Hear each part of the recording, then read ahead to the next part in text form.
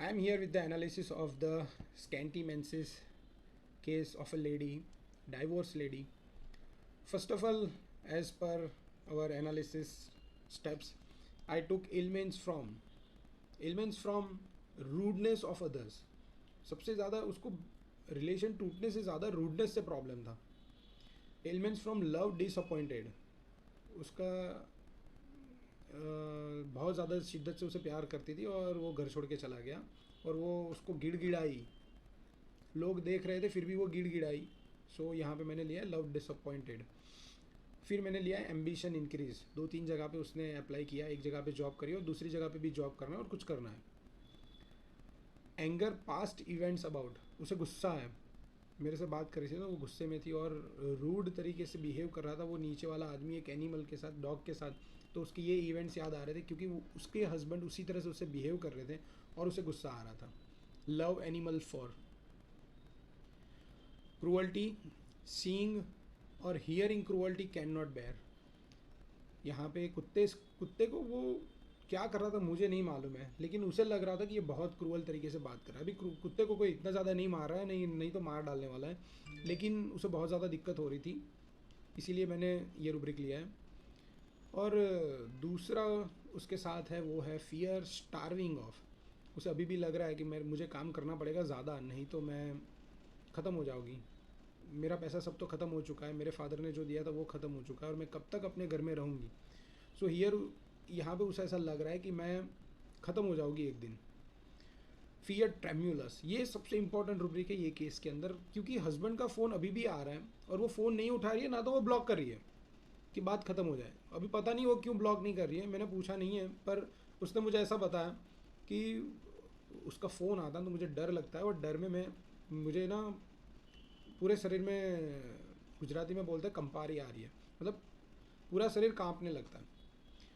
फिर यहाँ पे मैंने फिजिकल पर्टिकुलर लिया है desire sweets, desire ice cream, desire sugar and egg desire.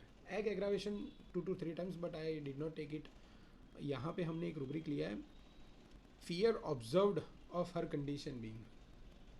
वो मुझे बताना नहीं चाहती थी. मैंने यहाँ पे बहुत ज़्यादा डिटेल नहीं दी है, आप इसको निगलेक्ट कर सकते हो, लेकिन मैं हल्का सा एनालिसिस में ऐड करना चाहता हूँ. उसने मुझे बताया कि मैं नहीं किसी को बताना चाहती कि मेरे अंदर क्या हो रहा है, मेरी दिक्कतें क्या हैं. मुझे ये पसंद नहीं है कि मैं ऐसा बताऊं कि मैं डाइवोर्स ही हूँ.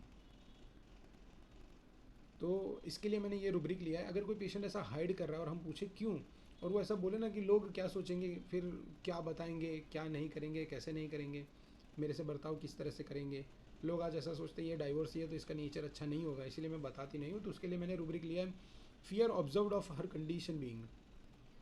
अगर आप कोई किसी को अल्सर है या सोरियासिस है तो इसमें भी हम ले सकते हैं कि लोग उसे देखें तो वो कपड़ा पहन के रखते हैं, तो हाइडिंग भी ले सकते हैं और ये भी ले सकते हैं. लेकिन यहाँ पे मैंने ये रूब्रिक लिया है, आप इसको नहीं लोगे तो भी चलेगा.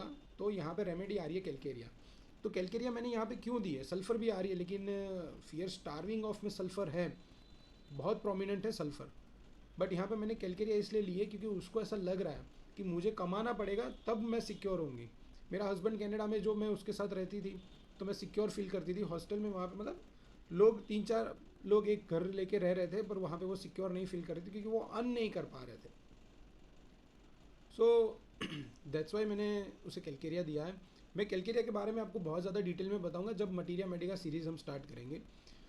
आप इस तरह से केस कैसे ले सकते हो जिसमें मेंटल्स बहुत ज़्यादा मिले, पेशेंट खुल के कैसे बात कर सके, वो अगर आपको जानना है तो मेरा वेबिनार आप रजिस्टर करा सकते हो.